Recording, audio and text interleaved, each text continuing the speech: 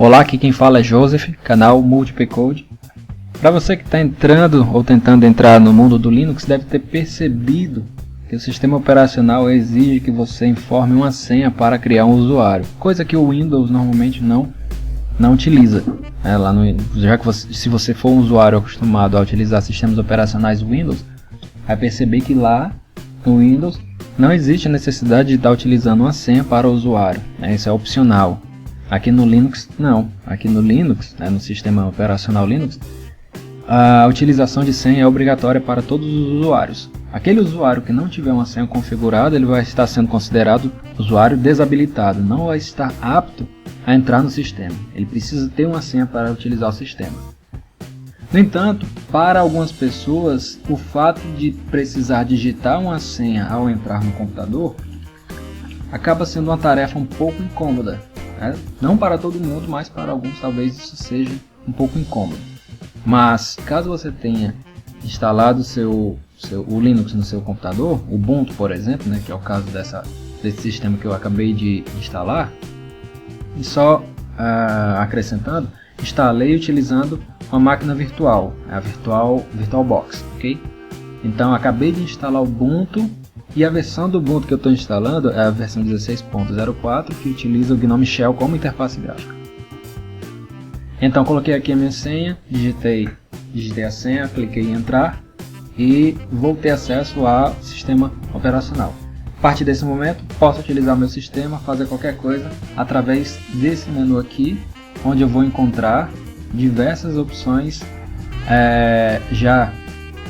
com atalhos aqui rápido para mim, Firefox, por exemplo, aqui o editor de texto do LibreOffice, o Writer, navegador de arquivos, e caso eu precise de outros aplicativos, eu venho aqui, mostrar aplicativos, ele vai mostrar todos os programas que tenho instalado, ok? Então, e aqui nessa aba vão estar aparecendo os programas frequentes, e aqui vão aparecer todos os programas que estão instalados no meu sistema. Clico aqui de volta para ele voltar para essa tela, tudo bem? Essa é a minha área de trabalho. Uma coisa interessante que você deve ter percebido já é que no Linux nós temos a possibilidade de estar utilizando diversas áreas de trabalho. Eu não sei se aqui eu acredito que eu não esteja habilitado por eu estar utilizando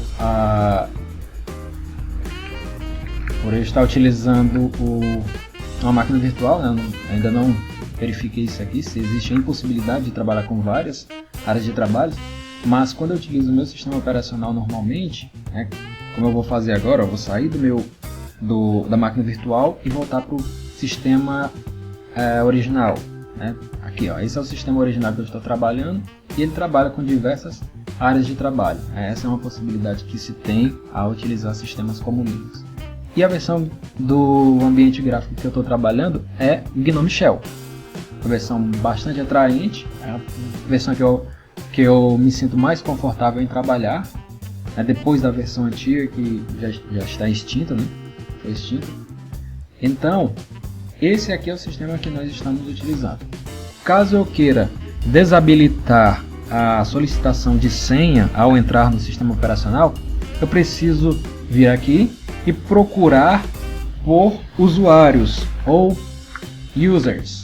Normalmente esse nome aqui pode estar em inglês ou pode estar em português, dependendo da instalação que você tiver feito.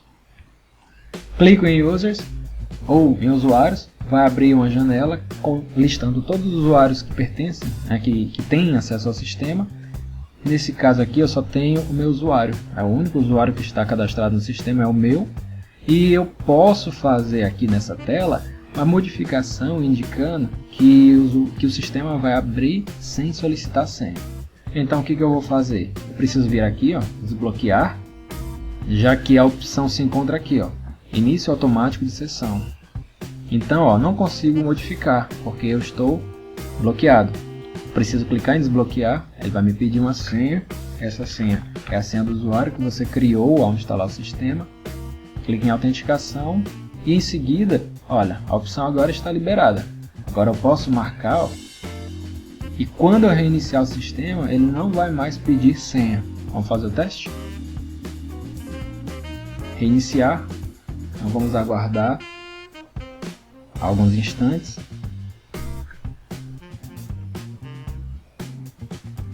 que não vai demorar muito, né, porque estou trabalhando na máquina virtual, tende a ser bastante rápido. A velocidade vai variar muito de acordo com um computador ou outro, tá bom?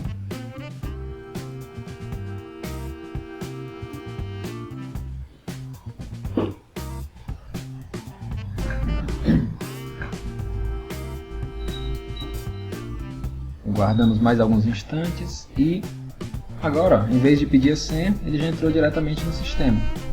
Já tenho acesso ao sistema. Veja bem, eu não removi a senha do usuário. O que eu fiz foi permitir que o sistema logasse com o meu usuário sem solicitar senha.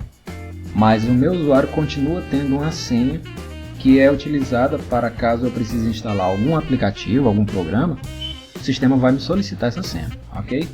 Então, para exemplificar isso, eu vou mostrar aqui duas primeiras atividades que vocês que estão entrando no mundo do Linux e que acabaram de instalar o sistema operacional Ubuntu, por exemplo, podem estar executando para começar a trabalhar numa boa no seu SO, tá bom? Então vou abrir aqui um terminal e a gente já vai começar a usar o terminal para poder começar sem medo, tá bom? A gente vai ver que não existe tanto mistério assim relacionados ao interpretador de comandos do Linux, né? Vejam bem, não é mais tela preta, agora é tela branca. Já tirou esse mito de que agora o sistema utiliza tela preta. Não, aqui é tela branca, tá bom? Não tem diferença nenhuma, apenas a coloração da tela, o que vai permitir com que se torne mais agradável a alguns olhos, tá bom? Então, uma informação importante que você precisa ter é que nessa linha aparecem informações importantes para quem estiver operando com o terminal. Primeiro aparece o nome do usuário que está executando algum comando, né, que está trabalhando. Em seguida aparece o sinal de arroba, que significa em, e aqui o nome da máquina. Eu configurei essa máquina para se chamar Joseph-Ubuntu. Então significa que eu tenho o usuário Joseph em Joseph-Ubuntu. Tudo bem? 2 pontos. Aqui vai informar o diretório que eu estou no momento. E para o sistema Linux, um til significa o diretório principal do usuário, a pasta principal do usuário. Então se eu estou no diretório til, significa que eu estou na pasta home, na pasta principal. E esse cifrão indica que os comandos aqui digitados serão executados por um usuário normal. Um usuário normal é um usuário que não tem privilégios sobre a administração do sistema. Existe um usuário especial, que você já deve ter ouvido falar, que é o usuário root, que este sim possui acesso total ao sistema. O Ubuntu oferece um método de acesso rápido ao usuário root. Ele até, inclusive, mostra aqui no primeiro comando uma dica de como ter acesso a comando de administrador. Como é que você faz? Você utiliza sudo espaço comando. Quando fizer isso, o comando vai ser executado com o usuário root, desde que você ofereça a sua senha. Então nada que é executado, nada que modifique o sistema é executado sem o consentimento do administrador do sistema. Isso aqui é possível porque o usuário que está sendo usado, que consegue ter acesso ao root pelo comando sudo, ele tem funções administrativas mediante a apresentação de uma senha, tá bom?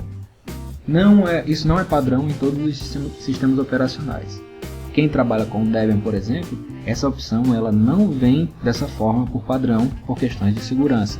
Então o usuário que quiser transformar o ambiente Debian igual ao ambiente Ubuntu, com relação à utilização do sudo para execução de comandos, precisa fazer a configuração adequada, tudo bem? Então vou exemplificar aqui o primeiro comando utilizando o sudo para atualizar a lista de repositórios do meu sistema operacional. Eu faço isso através desse comando: sudo espaço comando. Qual vai ser o comando? apt-get update. Esse é o comando que vai ser executado como root. Dei Enter. Observe que agora ele está solicitando a senha do usuário que executou o sudo. Vou colocar aqui a minha senha, em seguida dou Enter. Aí sim ele já está fazendo o download da lista, atualizando os repositórios dele, os repositórios do sistema. Esses repositórios indicam onde estão os pacotes que o meu gerenciador trabalha e se existe ou não uma atualização a ser realizada. Então, outro comando seria o upgrade, que pegaria todos esses pacotes que já estão instalados e verificaria quais deles precisam ser atualizados, e com esse comando eu faço a atualização. Ele diz aqui que existem diversos programas que podem ser atualizados e já existe atualização para estes pacotes. Ele informa aqui também que é preciso baixar 192 MB ou 192 a 219 MB de arquivos, e informa aqui que quanto de arquivos será adicionado ao disco após essa operação. Ele dá aqui uma estimativa de quanto de arquivos será necessário após a execução. É claro, nós precisamos ter esse espaço em disco disponível para que essa operação seja executada com sucesso. Tudo bem? Em seguida, digito S ou então simplesmente pressiono Enter para dar continuidade. Dependendo da internet, da conexão, da velocidade de conexão com a internet, essa operação pode demorar muito ou demorar pouco. Isso também depende da quantidade de pacote que vai ser atualizado. Pode ser que futuramente você execute novamente esse update e upgrade, isso aqui se conclua em questão de poucos segundos, porque você só vai ter um pacote lá para atualizar e isso vai ser feito de maneira bem rápida. Aqui, como eu tenho vários pacotes para serem atualizados, eu preciso baixar primeiramente todos eles. E isso, o gerenciador de pacotes faz por mim, eu não preciso estar me preocupando em buscar na internet onde se encontram esses pacotes. O gerenciador de pacote faz isso por mim, tá bom? Então essa é a função do apt-get, a função básica do apt-get, que é a gerenciar pacotes do sistema operacional. Ele vai lá no servidor onde estão hospedados esses pacotes e baixa para o meu computador, baixa para uma pasta, para um diretório do sistema operacional, para, quando concluir o download, efetuar a sua instalação. Tá bom? Então ele não efetua a instalação enquanto esses pacotes não forem baixados. Esse é o motivo da demora dessa primeira execução. Okay? Estamos aí em 44% e já esse processo se conclui. Vou abrir aqui um outro terminal, seguro Ctrl e aperto aqui para poder abrir uma outra janela, tá bom? Abriu aqui outro terminal. E vou mostrar para vocês, aliás, vou fazer isso pelo gerenciador de arquivos. Isso, pelo gerenciador de arquivos. Vou navegar para o diretório em que esses arquivos estão sendo baixados. Isso fica em... Deixa eu ver se eu consigo navegar por aqui. Bom, eu vou pressionar Ctrl L para que eu consiga digitar o endereço de algum diretório. O diretório raiz do sistema é o barra. Para você que está acostumado com C2 pontos lá do Windows, aqui no Linux, C2 pontos é substituído por uma barra normal. Essa é a raiz do meu sistema. Tudo que tiver instalado no meu sistema pertence a esse diretório. É um subdiretório do diretório raiz. Então eu vou navegar para o diretório var. Deixa eu ver se eu lembro o nome. Cache, apt, isso, tá aqui, arquivos. Então esses pacotes aqui que estão aqui nesse diretório são os que estão sendo baixados nesse comando que foi executado. Se a gente observar, eu vou selecionar tudo, vai mostrar aqui que tem 260 megabytes de arquivos baixados.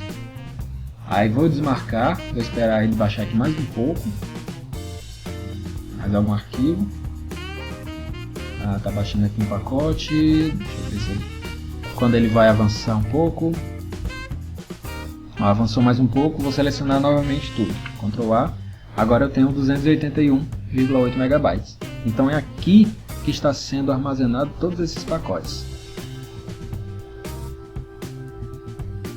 Quando finalizar, o próprio gerenciador de pacotes vai executar cada um desses pacotes que foram baixados a fim de atualizar o meu sistema. Vou estar com o sistema atualizado. Vou fechar aqui. Vou fechar esse outro diretório também. E já que estamos no fim, vamos aguardar aqui o seu término.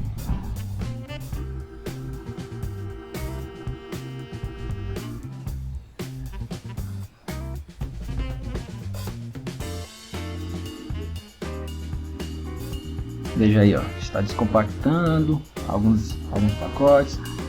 Após ter descompactado é que ele vai fazer a instalação.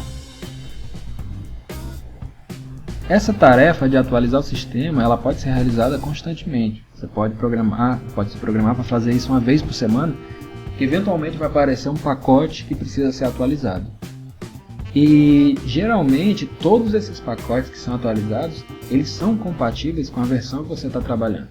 Então, se você está utilizando a versão 16 do Ubuntu, 16.04, todos os pacotes que vão ser atualizados, eles vão ser compatíveis com essa versão. Então, nem sempre que existir uma atualização de um aplicativo, de um programa, quer dizer que vai haver uma atualização para o seu SO. Pode ser que exista uma atualização para um determinado programa, mas para a versão do seu SO não existe ainda aquela versão compilada para a versão que você está usando. Porque o que acontece? Quando quando é disponibilizada uma atualização de um programa, geralmente essa disponibilização é feita por meio de código-fonte.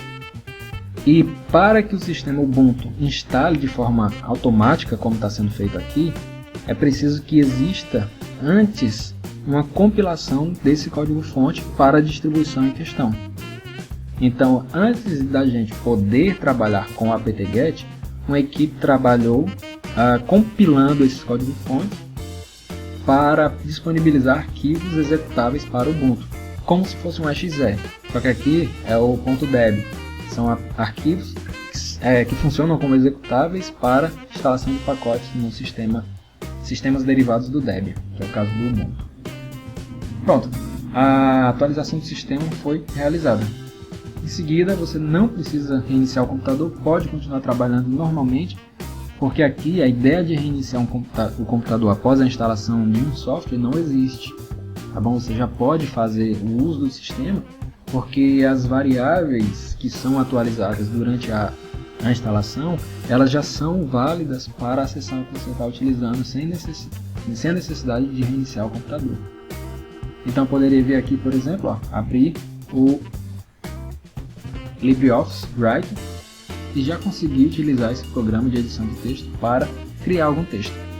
Já está disponível para mim, posso trabalhar nele. Okay? Então é isso aí, pessoal, muito obrigado por ter assistido. Se você tiver gostado do vídeo, clique em gostei, compartilhe com seus amigos e a gente volta em outros vídeos, ok? Um abraço, tchau, tchau.